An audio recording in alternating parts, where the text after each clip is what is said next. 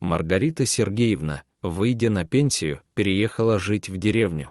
Накопленных денег хватило на покупку приличного домика на краю деревни. Многие пожилые люди, выходя на пенсию, продолжают работать, держатся за свое место, боясь одиночества. Но Маргарита была не из таких. Она не могла дождаться, когда настанет пенсионный возраст, чтобы уехать как можно дальше от города. И вот, наконец, пенсия. С тех самых пор вот уже больше 10 лет она жила в свое удовольствие в маленьком деревенском домике, собирала разные травы, топила баню, и вскоре все соседи подружились с Маргаритой Сергеевной и стали ходить к ней в гости. Так Маргарита Сергеевна превратилась в бабу Риту. Вот только бабушкой она стала лишь по возрасту, но не по статусу.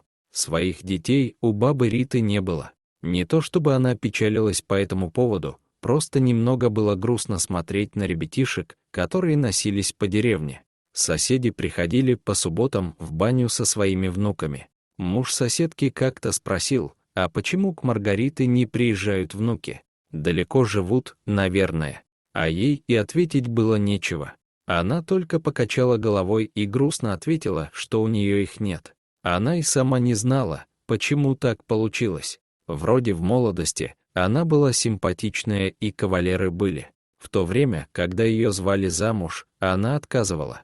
На первом месте у Маргариты Сергеевны была учеба, а потом работа.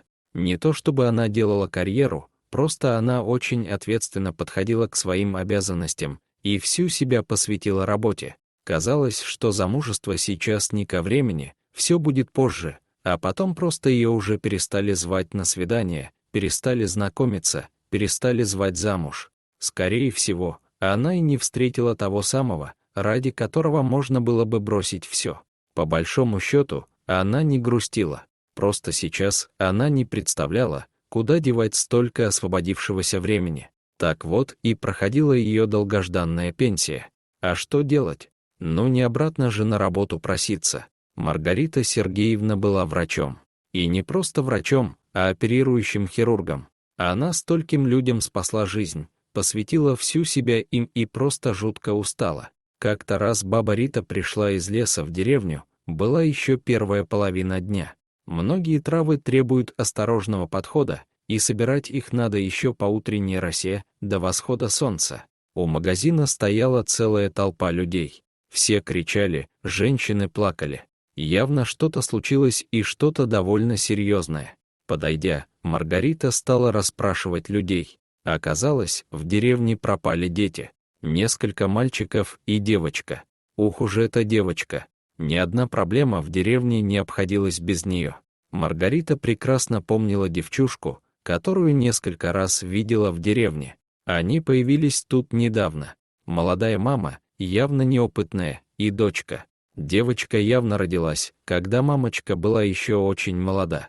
Она скорее выглядела как старшая сестра девочки. А что не так с этой девочкой? Стала расспрашивать старушка. Да все с ней не так. Сквозь слезы выкрикнула одна женщина. Сирота она, ни понятия, ни воспитания. Крикнула другая. То есть, как сирота. А куда делась ее мать? Поинтересовалась Маргарита. Оказалось, что та девушка, которую Маргарита приняла за молоденькую мамашу, не мать Марьяны. Она действительно ее старшая сестра. Молодая и неопытная, ей свою жизнь надо строить, а не сестру воспитывать. Оказалось, что они переехали сюда после смерти родителей. Марьяне было 8, а сестре недавно исполнилось 18. Маргарита Сергеевна слушала отзывы людей о девочке и не могла поверить своим ушам. Бандитка, воровка, грубиянка.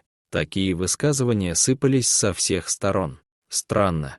А девочка казалась очень даже хорошенькой. Оказывается, Марьяна не слушала свою сестру, грубила учительнице в школе, была заводилой во всех проказах и постоянно придумывала новые шалости. То под ее предводительством дети залезут на колхозное поле и начнут вытаптывать пшеницу, то ведут с пастбища телят на реку купаться. Не надо быть психологом, чтобы понять, что девочка так себя ведет в результате защитной реакции. Она потеряла мать и отца. Сестра не давала ей необходимую опору, И девочка просто привлекала к себе внимание, зарабатывала авторитет среди сверстников. Маргарита Сергеевна очень жалела, что не разглядела раньше проблемную семью, возможно, она могла бы помочь. В этот раз Марьяна собрала детей и ушла в лес. «Так, подождите, полдень только, может, скоро и вернуться», — сказала Маргарита. «Баба Рита, они ушли вчера вечером», — крикнула одна из мамочек, заливаясь слезами. Страшные мысли пронеслись в голове у Маргариты Сергеевны. Кто, кроме нее, знает местный лес, как свои 5 пальцев? Она не встретила их там, где собирала травы сегодня утром, а значит, надо идти в противоположную сторону. Баба Рита заскочила домой, бросила свою сумку и, не переодеваясь, отправилась обратно в лес. Она шла довольно долго, женщина хоть и физически довольно подготовленная, но уже изрядно была уставшая. Однако детей нигде не было. Женщина присела на землю, чтобы отдышаться, сосредоточиться и отправиться дальше. Маргарита Сергеевна задремала. Обычно она отдыхала днем, особенно после утренних сборов, но сейчас, не позавтракав, она снова побежала в лес на поиски детей. Когда женщина очнулась, кто-то тащил ее за воротник одежды. Она попыталась сопротивляться, но услышала грозное рычание. Баба Рита оглянулась, и у нее буквально похолодело сердце. Волки. Кругом были волки, целая стая. Они напали на нее, пока она спала, и теперь куда-то тащат. Женщина боялась сопротивляться, потому что не хотела провоцировать стаю. Маргарита Сергеевна очень хорошо разбиралась в людях, но совершенно ничего не понимала в животных, особенно в диких. Она решила не сопротивляться и посмотреть, куда ее тащат.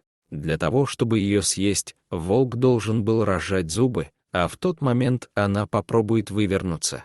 Надо будет схватить какую-нибудь палку и начать отбиваться, думала старушка. Они перемещались довольно быстро. Вскоре послышался чей-то плач. Он становился все громче и громче. Становилось понятно, что где-то плачут дети. Волки неожиданно отпустили Маргариту и отошли в сторону. Волки вообще не собирались ее есть, как оказалось. Неподалеку была волчья яма. Это была самая чудовищная ловушка из всех, какие только могут быть. Яма была старая и заброшенная. Сейчас в тех краях уже не было браконьеров, и никто такие ловушки не делал. Внизу плакали дети. Баба Рита наклонилась и стала их успокаивать. Стены ловушки были уже обрушены, но дети все равно не могли самостоятельно выбраться. Хорошо, что еще никто не напоролся на колья, которые были вкопаны на дне ямы. Как только могла, Маргарита осторожно спустилась в яму и помогла детям выбраться. 3 мальчиков и девочка, та самая Марьяна. Как оказалось, в ловушку попались не только дети. На руках у них были маленькие волчата.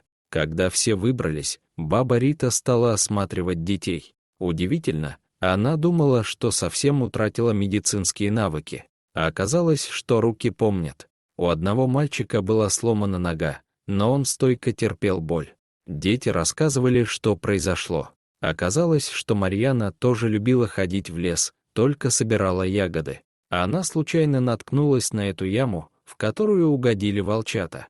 Сама достать она их не могла, поэтому позвала своих верных друзей на помощь. Пока Мишка доставал первого волчонка, он поскользнулся и упал в яму. Земля обсыпалась, и остальные упали к нему. Во время падения Мишка и сломал себе ногу. Марьяна сказала, что она уже видела переломы и сразу определила, что это именно он. Она в будущем хотела стать врачом. Маргарита несла на спине мальчишку, которому наложила шину из веток и собственного ремня. Дети продолжали рассказывать, что как только они оказались в яме, туда пришли волки, но они не могли им помочь. Один волк опустился на край и стал жадно нюхать воздух, потом они ушли. Волки запомнили запах детей и пошли по лесу разыскивать кого-нибудь с похожим запахом человека. Тут им и попалась спящая Маргарита. Она не представляла для волков ничего аппетитного, вот они и притащили ее на помощь детям и своим волчатам. Когда все были освобождены, пока Маргарита возилась с ногой Мишки, волки как-то тихо и скромно скрылись в лесу. Так, с мальчиком на плечах, Маргарита и дети пришли в деревню. Родители бросились к своим сыновьям, уже не обращая внимания на маленькую хулиганку, и только к Марьяне никто не подошел. «Где твоя сестра?» — спросила Маргарита Сергеевна. «Не знаю, она уже 3 дня как уехала в город и не сказала зачем». Пожала плечами Марьяна. Сестра девочки не появилась ни на следующий день, ни через день, ни через неделю.